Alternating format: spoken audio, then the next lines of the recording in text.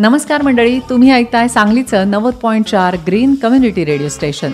मंडळी, आपल्या घरामध्ये जी वयोवृद्ध मंडळी असतात ना, ती अनुभवानं आणि वयानंही ज्येष्ठ श्रेष्ठ असतात. जसं आपण त्यांचा आदर करतो, त्यांची काळजी घेतो ना, त्याचप्रमाणे भारत सरकार देखील 60 वर्षांवरील सर्व व्यक्तींची, या ज्येष्ठांची खूप सारी काळजी घेत असतं. कारण ज्या अभिमानानं, ज्या दिमाखात ही मंडळी पूर्वी आपलं आयुष्य जगत होती, तोच त्यांचा अभिमान, आनंद वृद्धापकाळात सुद्धा टिकून राहावा असं सर्व वृद्धांना वाटतं ना. पण ते अनेक कारणांनी काही वेळेला अशक्य होऊन बसतं आणि शारीरिक किंवा आर्थिक समस्यांना त्यांना सामोरं देखील जावं लागतं. अशा सर्व ज्येष्ठ मंडळींचं आयुष्य सुकर व्हावं, त्यांना स्वाभिमानानं जगता यावं, गरीब, असहाय्य, निराधार वयोवृद्धांचं पोषण व्हावं, ज्यांना घर नाही अशांना निवासाची व्यवस्था व्हावी, म्हणून सरकारनं खूप साऱ्या योजना आणलेल्या आहेत. त्या योजना सगळ्या ज्येष्ठ मंडळींपर्यंत पोहोचाव्यात आणि सर्वांना त्या माहिती व्हाव्यात, यासाठी आता आपण ऐकणार आहोत एक विशेष कार्यक्रम. चला तर मग ऐकूया सामाजिक न्याय आणि अधिकार मंत्रालयानं प्रायोजित केलेला कम्युनिटी रेडिओ असोसिएशन आणि 90.4 ग्रीन कम्युनिटी रेडिओ निर्मित अटल वयो अभ्युदय योजनेवर आधारित ध्यास अव्ययाचा सन्मान ज्येष्ठांचा हा विशेष कार्यक्रम. चला. सामाजिक न्याय आणि सबलीकरण मंत्रालय आणि सामुदायिक रेडिओ असोसिएशनच्या सहकार्यानं अटल वयो अभ्युदय योजनेवर आधारित कार्यक्रम ध्यास अव्ययाचा सन्मान ज्येष्ठांचा या कार्यक्रमाच्या आजच्या भागामध्ये आम्ही आपलं खूप खूप स्वागत करतो. देशाच्या 200 सामुदायिक रेडिओवरून वेगवेगळ्या भाषांमध्ये ही योजना पोहोचवण्याचा केंद्र सरकारचा प्रयत्न आहे. या कार्यक्रमांमधून मिळणारी जी माहिती आहे, त्या माहितीच्या आधारे या वेगवेगळ्या योजनांचा लाभ आपण आपल्या आजूबाजूच्या ज्येष्ठ नागरिकांना जरूर मिळवून द्यावा. सामाजिक न्याय आणि सबलीकरण मंत्रालय हे भारत सरकारचं असं मंत्रालय आहे जे दिव्यांगजन, मागास आणि अतिमागास वर्ग, ज्येष्ठ आणि इतर अनेक विशेष समुदायासाठी वेळोवेळी वेगवेगळ्या योजना निर्माण करत आहे.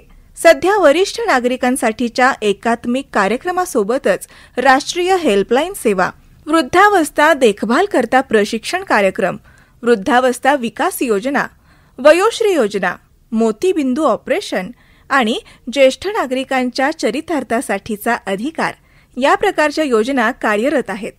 या योजना आणि सेवांचा उद्देश वरिष्ठ नागरिकांना सामाजिक सुरक्षा, आरोग्य सेवा आणि आर्थिक समर्थन प्रदान करणं हा आहे. पण या योजनांचा लाभ घेण्यासाठी ज्येष्ठांनी स्वतः सक्रिय बनलं पाहिजे. ते कसं बनता येईल यासाठी आजचा हा कार्यक्रम. भारत आजोबा आणि लक्ष्मी वाढत्या वयासोबतच ज्येष्ठांनी सक्रिय आयुष्य कसं जगायचं याचं उदाहरण एका नाटिकेतून देत आहेत.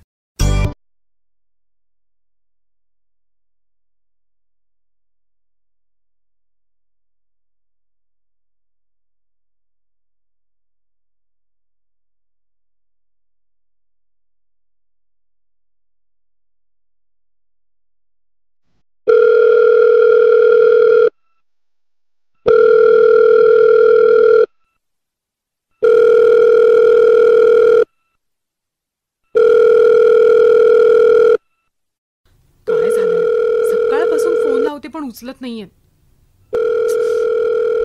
आजोबा, आई, मला वाटतं आजोबांना काहीतरी प्रॉब्लेम आहे. अगं, सकाळपासून फोन लावतेय मी, रिंग जातेय पण कोणी उचलतच नाहीये. उचलला. हॅलो हॅलो आजोबा. हॅलो. हा बोल बेटा, तू फोन केला होतास का? काय आजोबा, अहो सकाळपासून किती वेळा फोन केलाय मी. कुठे होतात तुम्ही? आणि ठीक आहात ना?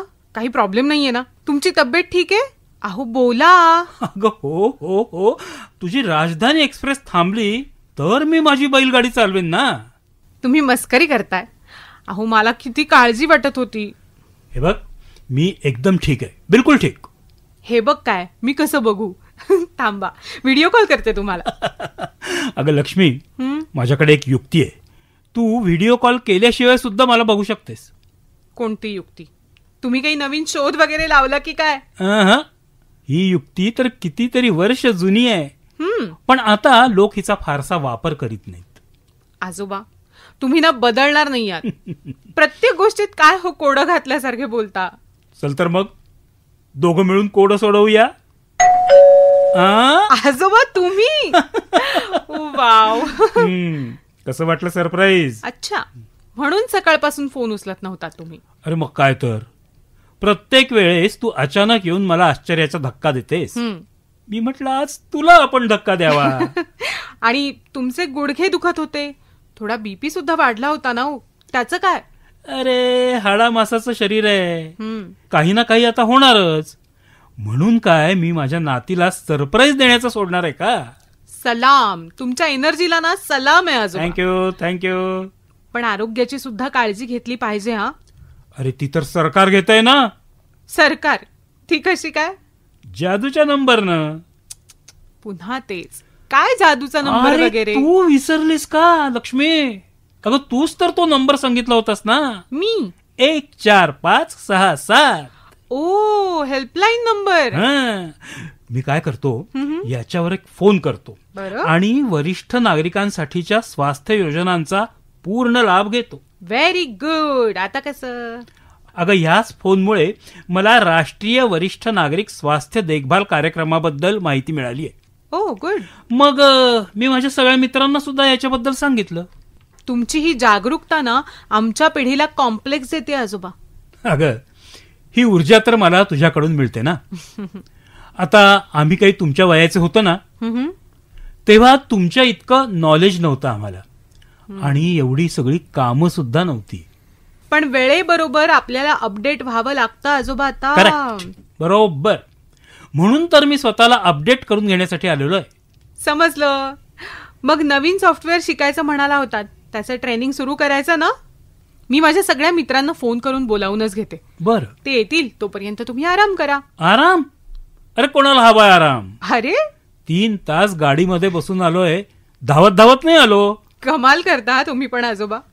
ऍक्टिव्ह एजिंगचं ना परफेक्ट उदाहरण आहात तुम्ही. तुम्हाला माहितीये, मी जेव्हा माझ्या मित्रांना सांगितलं ना की तुम्ही कम्प्युटर मधलं हे सॉफ्टवेअर शिकून काहीतरी काम सुरू करणार आहात, तेव्हा ते सगळेजण इतके खुश झाले की काय सांगू. अरे वा, उत्सुकता तर मला सुद्धा आहे बरं का लक्ष्मी. अगं निवृत्तीनंतर 4 वर्षांनी पुन्हा कामाला सुरुवात करायची म्हणजे नवीन गोष्टीची सुरुवात केल्यासारखंच आहे की नाही? अहो पण तुम्ही नोकरीतून रिटायर झाला होतात, कामामधून थोडी. काम तर करतच होतात की तुम्ही. हो ग, दिवसभरातून 2 तास मुलांना शिकवायचं, पण त्यानंतर पूर्ण दिवस बसूनच राहत होतो. अशा कामाचा काय फायदा? हा फायदा झालाय ना. हा, कुठला? मी तुला येऊन सरप्राईज दिला? हा नाही, तुम्ही नवीन सॉफ्टवेअर शिकण्यासाठी आलेले आहात, हा फायदा. हो, कारण मुलांना त्याची गरज आहे. आता तिकडे गावामध्ये कॉम्प्युटर विषयी सांगणार कुणीही नाही. हो ना. हे सॉफ्टवेअर तर त्यांना आता पुढच्या करिअरच्या साठी मदत करेल. आता ते सगळेजण तर इथे येऊ शकत नाहीत, आणि तुम्ही सुद्धा खूप वेळ काढून त्यांच्यासाठी तिथे येऊ शकत नाहीत. हो ना. म्हटलं चला आपणच शिकावं आणि त्यांना सुद्धा शिकवावं. हाच तर फायदा आहे म्हणून म्हटलं मी. एकतर मुलांना शिकवण्याच्या विचारामध्ये तुम्ही एक नवीन कौशल्य शिकणार आहात. करेक्ट. आणि हे तुम्हाला स्वतःला सुद्धा उपयोगी ठरणार आहे आजोबा. कारण कुठल्याही कौशल्याचं शिक्षण कधीही वाया जात नाही. 100% बरोबर बोललीस. येस, 100%. आजोबा, ज्येष्ठांनी असंच कामामध्ये गुंतून राहावं यासाठी सरकार सुद्धा अभ्युदय योजना चालवत आहे. हो, मागच्या वेळेस तू याच्याबद्दल चर्चा केली होतीस. एक शब्द तू सांगितला होतास, ऍक्टिव्ह एजिंग. बरोबर, ऍक्टिव्ह एजिंगच. हा, ऍक्टिव्ह एजिंग. आताही तू म्हणालीस की तुम्ही ऍक्टिव्ह एजिंगचं उत्तम उदाहरण आहात.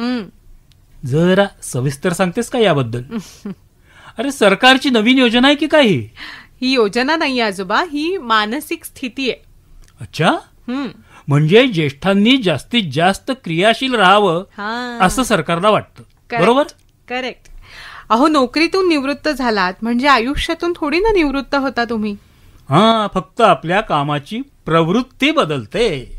काय बदलते? प्रवृत्ती. आपण आधी म्हणजे नोकरीत असताना पैसे कमावण्यासाठी म्हणून काम करतो, आणि आता आपला वेळ सत्कारणी लागावा म्हणून काम करतो. बरोबर? बरोबर. पण आजोबा, आताही जर कुणाला पैसे कमवण्यासाठी काम करायचं असेल तर सरकार त्यांना सुद्धा प्रोत्साहन देतं बरं का. अरे म्हणजे आता ज्येष्ठांसाठी नोकरीची व्यवस्था करणार आहे की काय सरकार? अरे तरुणांनाच नोकरी मिळणं कठीण झालंय आणि तू आम्हा ज्येष्ठांना उत्पन्नाचं साधन देण्याची गोष्ट करतेस. आजोबा, तुम्ही जर कुठलं कौशल्य शिकलात आणि जर तुम्हाला त्याच्यात काम करायचं असेल तर सरकार आपल्याला मदत करतं. आणि फक्त उत्पन्नाचं साधन मिळतं एवढंच नाही, तर पेन्शनच्या सुद्धा अनेक सुविधा आहेत की तुमच्यासाठी. अरे वा. वरिष्ठ पेन्शन विमा योजना आहे, राष्ट्रीय पेन्शन प्रणाली आहे, अटल पेन्शन योजना याच्यासारख्या आणि अशा आणखीन योजना आहेतच. अरे बापरे. मित्र आले वाटतं माझे. हॅलो. ए या रे आजोबा, आलेत बघा हे. नमस्कार.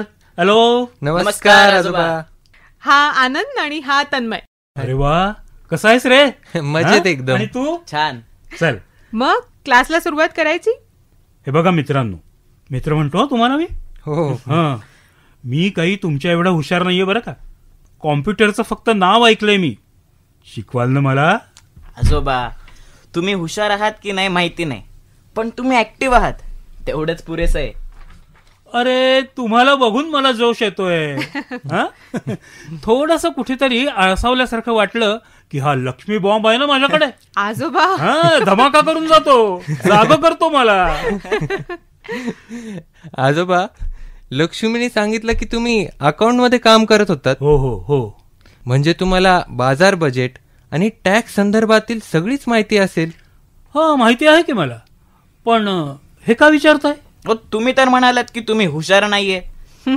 आता बघा, टॅक्स संदर्भातल्या गोष्टी तुम्हाला किती पटकन कळत असतील आणि आम्हाला क्लासमध्ये जाऊन सुद्धा या विषयात फक्त पास होण्यापुरती मार्क मिळतात.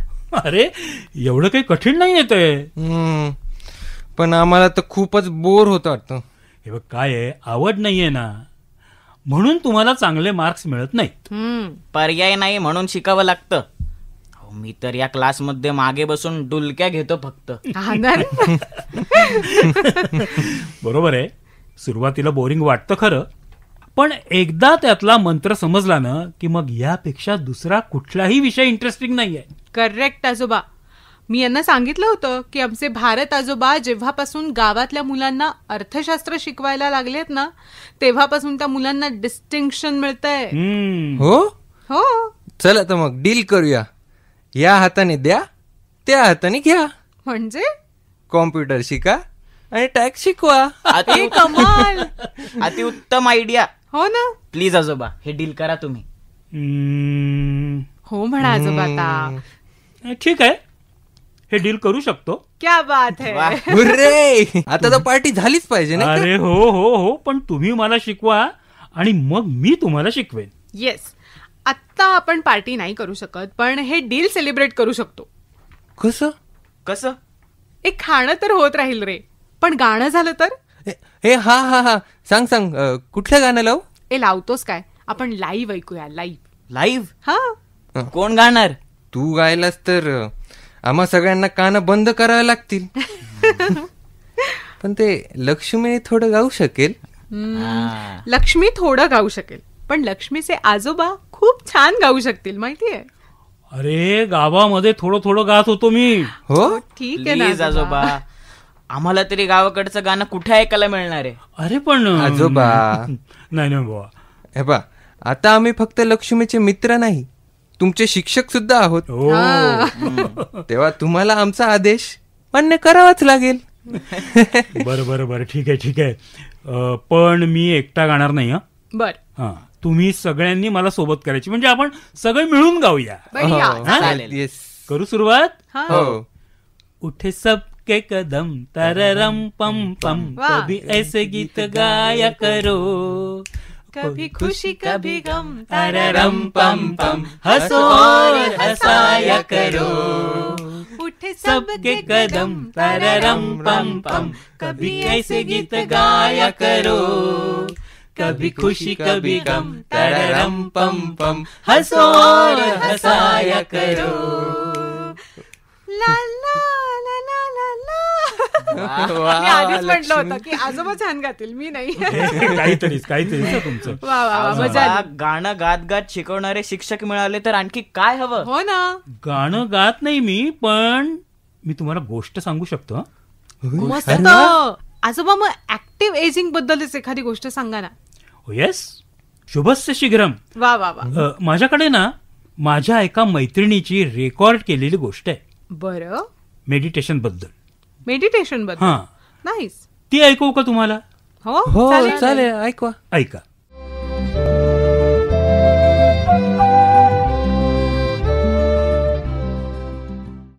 मेडिटेशन. त्याचं काय झालं, खूप दिवसांनी आम्ही मैत्रिणी भेटलो, गप्पा टप्पा झाल्या, एकमेकींची ख्याली खुशाली चौकशी झाली आणि त्यातून एक नवा विचार पुढे आला. आम्ही 10-12 जणींनी त्यात भाग घेण्याचं ठरवलं, ते म्हणजे मेडिटेशन. आजच्या या धावपळीच्या काळात प्रत्येकजणच कसलं ना कसलं टेन्शन घेऊन वावरत आहोत. प्रत्येकीला कसली ना कसली तरी काळजी होती. मी मेडिटेशनबद्दल बरंचसं ऐकलं होतं, त्यामुळे माझ्या मनाने उचल खाल्ली. आमची एक मैत्रीण विभावरी कुलकर्णी, ज्या मेडिटेशन हिलिंग मास्टर संगीतोपचारक आहेत, ती मेडिटेशनचे ऑनलाईन क्लासेस पण घेते. तिने या विषयात खूपच प्रावीण्य मिळवलं आहे आणि गेली 15 ते 20 वर्ष तिचा याचा अभ्यास आहे. अनेकांना मेडिटेशनचा खूप लाभ झालेला आहे आणि म्हणूनच मनःशांतीसाठी आपणही हा प्रयोग करून पाहावा असं मला सारखं वाटू लागलं. सोबत आणखी 10-12 मैत्रिणीही होत्याच. या सर्वांमध्ये 70 गाठलेली मी एकटीच. त्यामुळे मला हे कितपत जमेल याची मला जरा शंका होती. घरातली मंडळी काय म्हणतील हा प्रश्न नव्हता. मला कुणीच मेडिटेशन करू नको असं म्हटलं नसतं. उलट मला माझे आवडीचे छंद, वाचन, संगीत हे असं करण्याबद्दल कुणाचाच विरोध नाही आहे. त्यामुळे मेडिटेशन करायला कुणाचाच विरोध असण्याचा संभव नव्हता. म्हणून विचारांती निर्णय घेतला की आपण मेडिटेशन करायचंच. म्हणून मी मैत्रिणीला होकार कळवला आणि माझा ऑनलाईन क्लास सुरू झाला. मला प्राणायाम करण्याची सवय असल्यामुळे दीर्घ श्वसन करणं मला फारसं अवघड गेलं नाही. त्यानंतर व्हाईट लाईट घेणे, सकारात्मकता कशी आणि का ठेवावी, त्याचे फायदे, काही निसर्ग नियम, कृतज्ञता, त्राटक करणे यासारख्या काही साधना, विचारांची शक्ती, चांगले संकल्प या आणि अशा अनेक गोष्टींचा थोडासा अभ्यास करून झाला होता. हे सगळं मला नवीन आणि अद्भुत असं वाटत होतं. मनातली नकारात्मकता हळूहळू कमी होऊ लागली होती. मेडिटेशन मला आवडू लागलं होतं. मी प्रत्येक घटक प्रयत्नपूर्वक आत्मसात करण्याचा प्रयत्न करीत होते. अशातच पुढचा एक घटक आला, मिरर थेरपी अर्थात दर्पण तंत्र. त्याचं प्रात्यक्षिक असं होतं. सकाळी लवकर उठून आरशासमोर उभं राहायचं, परमेश्वराला, निसर्गशक्तीला आवाहन करायचं, व्हाईट लाईट घ्यायचा, नंतर आपल्या डोळ्यात खोलवर पाहायचं आणि 3 दीर्घ श्वास घ्यायचे आणि स्वतःसाठी काही वाक्य म्हणायची. थोडक्यात स्वयंसूचना द्यायच्या. मिरर थेरपीला सुरुवात केल्यानंतर सलग 21 दिवस जे शिकवलं जाईल ते प्रात्यक्षिक रोज करायचं. दिवसा त्याचा सराव करायचा आणि आपले अनुभव नोंद करून ठेवायचे. जे प्रश्न त्यासाठी दिले असतील त्याची उत्तरं रात्री लिहायची. असा 3 आठवड्याचा हा मोठा घटक होता. यापूर्वीचा अभ्यास थोडा सोपा वाटला होता. त्यासाठी जरा तयारी करावी लागलीच, कारण सर्वच नवीन होतं. पण हे मेडिटेशन जरा वेगळं होतं. ठरल्याप्रमाणे पहिल्या दिवशीचा अभ्यासक्रम व्हॉट्सअपवर आला आणि मोठ्या आनंदाने आणि उत्साहाने मी या मेडिटेशनला सुरुवात केली. दुसऱ्या दिवशी सकाळीच आरशापुढे उभी राहिले. अगदी सकाळीच उठून स्वतःची छबी आरशात पाहिल्यावर मला खरं तर हसूच फुटलं. विस्कटलेले केस, तेही आता बऱ्यापैकी पांढरे पांढरे झालेले, घरातलीच वर खोचलेली साडी, गबाळा अवतार. उठल्या उठल्या असं दिसतो आपण. झोपेतनं नुकतंच उठल्यामुळे मिचमिचे दिसणारे डोळे, झोप अजूनही थोडीशी हवी आहे असंच जणू काही सांगत होते. असं माझं सुंदर असं ध्यान पाहून माझी तंद्रीच लागली. पण सूचनाच अशी होती की न आवरता तसंच आरशापुढे उभं राहायचं. 2-4 मिनिटांनी मी भानावर आले आणि म्हणायला सांगितलेली वाक्य म्हटली. तू मला खूप आवडतेस. मला तुझ्यावर प्रेम करायचं आहे. मी तुझ्यावर खरोखर प्रेम करायला शिकत आहे. या स्वयंसूचना स्वतःसाठी द्यायच्या. आपण जसे आहोत तसं स्वतःला स्वीकारायचं. आपल्या शरीरातील दोष, उणीवा या आपला आत्मविश्वास कुठेतरी कमी करतात. आपण आपल्याला कुठेतरी कमी लेखत असतो. आपण चांगले आहोत असं म्हणून आपण आपला स्वीकार करायचा, हे यातलं सूत्र आहे. मी आरशासमोरून दूर झाले. दिवसातून 3 वेळा मी हा सराव केला. थोडीशी गंमत, थोडीशी मजा असं काहीतरी वाटलं. पण सकाळची वेळ, तो आपला माझा अवतार हे आठवून मला राहून राहून हसू ये. मग मात्र ठरवलं, उद्यापासून अगदी मनापासून मेडिटेशन करायचं, मुळीच हसायचं नाही. दुसऱ्या दिवशी सकाळीच उठून आरशासमोर उभी राहिले. परमेश्वराला, निसर्गशक्तीला आवाहन केलं. दीर्घ श्वसन इत्यादी ह्या शिकवलेल्या कृती केल्या आणि मग ही वाक्य म्हटली. मला तू खूप आवडतेस. माझं तुझ्यावर खूप प्रेम आहे. तू चांगली आहेस. मला तुझ्यावर खरोखर प्रेम करायचं आहे. ही वाक्य मी बऱ्यापैकी मोठ्याने उच्चारली, मात्र खोलीत फटकन काहीतरी पडल्याचा आवाज झाला. माझा कॉलेजमध्ये जाणारा नातू खोलीत आला होता आणि त्याच्या हातातून फाईल खाली फरशीवर पडली होती. माझ्याकडे पाहिलं न पाहिलं असं करत त्याने फाईल उचलली आणि मुकाट्याने निघून गेला. मला गोंधळल्यासारखं झालं, कारण मी माझ्याच मूडमध्ये होते. दिवसातून 2-3 वेळा मी सराव केला.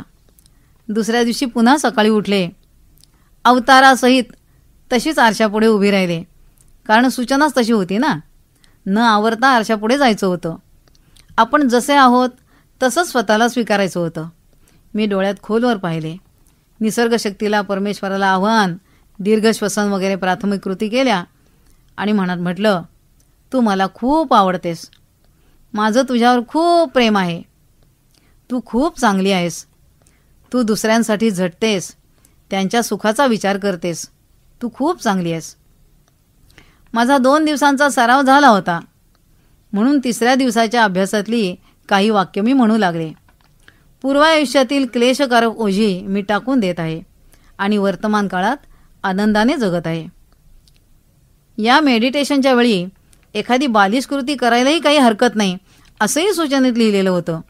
म्हणून मान वाकडी करून लहान मुली फोटो काढताना गालाला बोट लावून पोज देतात तसं करत मी म्हटलं, माझं तुझ्यावर खूप प्रेम आहे. तू मला खूप खूप आवडतेस. माझ्या तंद्रीतच माझं मेडिटेशन चाललं होतं. असं दिवसातून 3 ते 4 वेळा तरी मी करतच होते. आपण स्वतःला कुठेतरी कमी लेखत असतो. आपलं दिसणं, उंची, वजन, व्यक्तिमत्व यातल्या उणेवा हे सगळं आपलं मन खच्ची करतात. आत्मविश्वास कुठेतरी कमी करतात.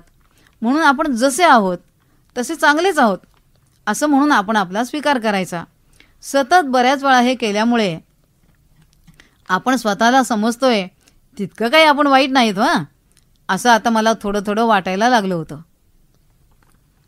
संध्याकाळी मी अशीच बसल्या असताना माझा नातू माझ्या समोरून गेला. माझ्याकडे बघत बघत गेला. पाठोपाठ नातही गेली. दोघंही माझ्याकडे काहीतरी चमत्कारिकपणे पाहत गेले. मी म्हटलं, का रे पोरानो, काय झालं? काही नाही आजी, असं म्हणत मुलं सटकली. रात्री झोपायला जात असताना काही वाक्य माझ्या कानावर पडली. सूनबाई म्हणत होती, अहो आईना काहीतरी होतंय, जरा विचारा ना. भ्रमिष्ठासारखं काहीतरी बरळतायत गेले 4 दिवस.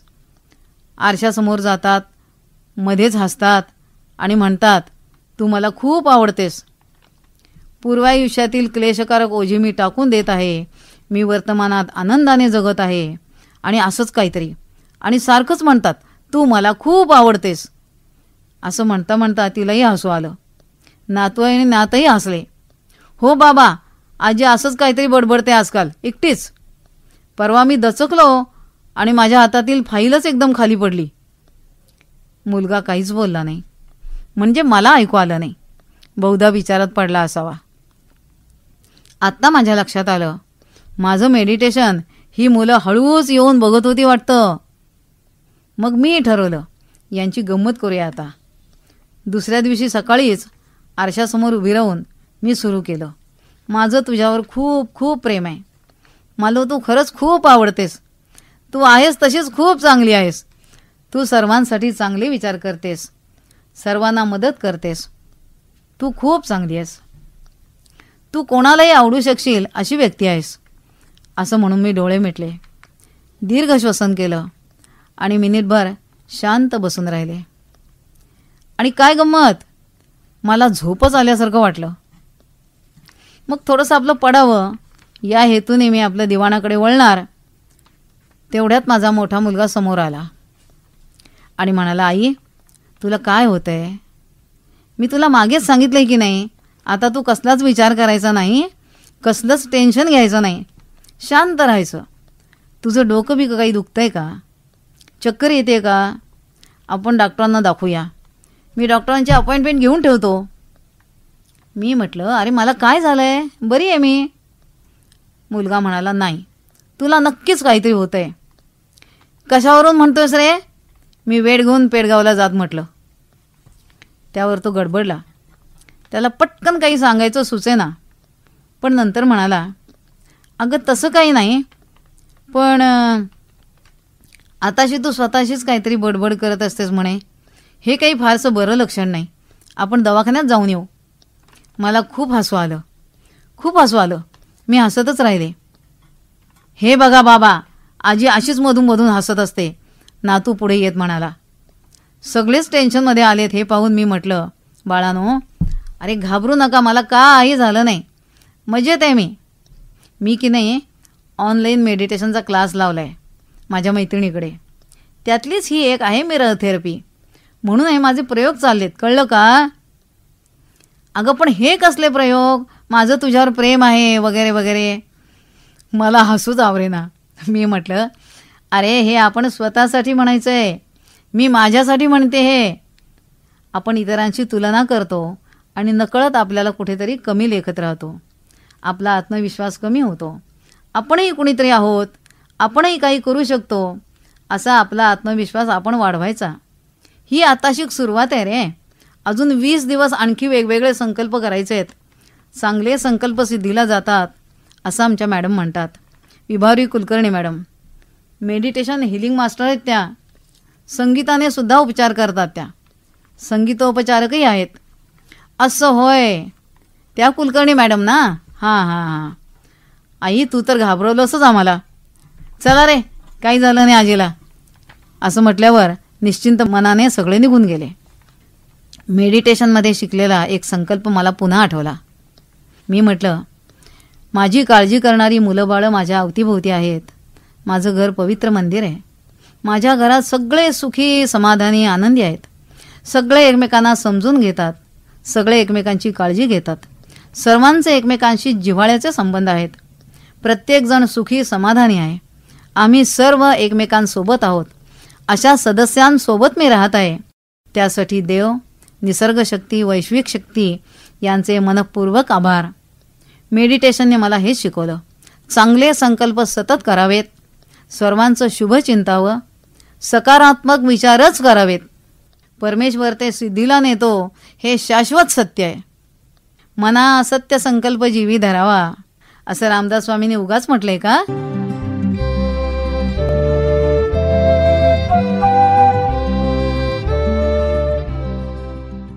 काय, कशी वाटली गोष्ट? वाह, छान. कायम नवीन आणि वेगवेगळं शिकत राहणं यातच खरा आनंद आहे. क्या बात आहे. तात्पर्य आवडलं आनंद. अगदी. हो. मग ऍक्टिव्ह एजिंग म्हणजे काय, हाय काय आणि नाही काय? मग क्लासला उद्यापासून सुरुवात करायची? चालेल ना रे? नक्की चालेल. बिलकुल. लक्ष्मी, हम्म. अगं छान ओळख झाली बघ तुझ्या मित्रांची.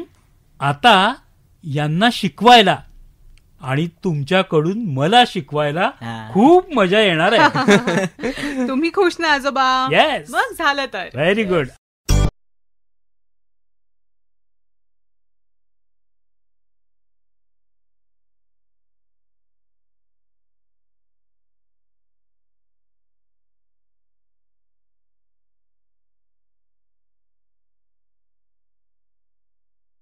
श्रोते हो, तुम्ही सध्या या कार्यक्रमाच्या माध्यमातून ज्येष्ठ नागरिकांच्या अधिकाराविषयी, योजनांविषयी बरंच काही शिकता. हेच इतरांना सुद्धा शिकवा आणि कायम क्रियाशील रहा. सामाजिक न्याय आणि सबलीकरण मंत्रालय, भारत सरकार आणि सामुदायिक रेडिओ असोसिएशनच्या सहयोगानं ध्यास अव्ययाचा सन्मान ज्येष्ठांचा हा कार्यक्रम आपण ऐकत रहा. आज आम्ही आपली इथेच रजा घेतो आहोत. नमस्कार. हां तर मंडळी, सामाजिक न्याय आणि अधिकार मंत्रालयानं प्रायोजित केलेला कम्युनिटी रेडिओ असोसिएशन आणि 90.4 ग्रीन कम्युनिटी रेडिओ निर्मित अटल वयो अभ्युदय योजनेवर आधारित ध्यास अव्ययाचा सन्मान ज्येष्ठांचा हा विशेष कार्यक्रम आत्ताच आपण ऐकला. ज्येष्ठ नागरिकांसाठी वेगवेगळ्या योजना केंद्र सरकार राबवतंय. त्याबद्दलची माहिती घेऊन आपण पुढच्या भागात देखील भेटणार आहोत. आज मात्र आपण इथेच थांबूया. ऐकत रहा 90.4 ग्रीन कम्युनिटी रेडिओ. नमस्कार.